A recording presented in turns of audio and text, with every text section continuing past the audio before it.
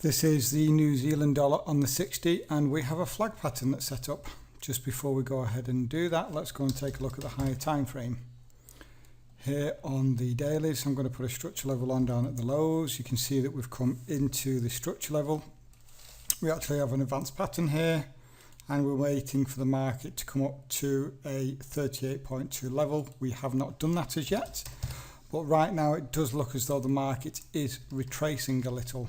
One thing I am paying attention to is we do have this level up here that has been tested multiple times, actually 4 times, and we've now seen a break below this level. So let's go and take a look at the 60. And here on the 60, what my eyes are pulled to is a very directional candle and sideways movement. And it is this. So from that 4 tests that we've got up there, we've got a directional move, and then if we draw out based on the closes of the candles and duplicate it to move it up like this, we have a flag pattern. So we have 1, 2, 3, 4 touches. Up here you had tweezer tops and multiple lower closes. I'd actually missed the entry on this, so what I did is I waited for the breakout. So that's what we've done here, a pullback and a hold, and as you can see we've now had 2 indecision candles, so I've used that as the entry, as I believe it could now drop to the downside rather than coming up for a retest higher up.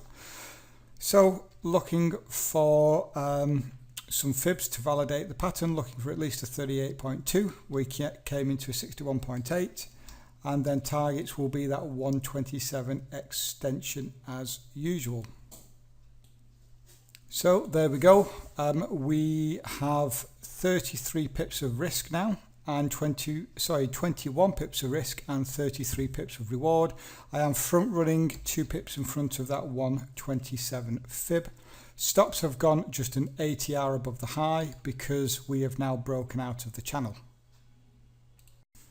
And we're back for the final update on this trade, and it has gone on to hit targets.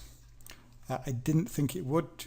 Let me just bring over the 60 like this, and we've hit here for 33 pips.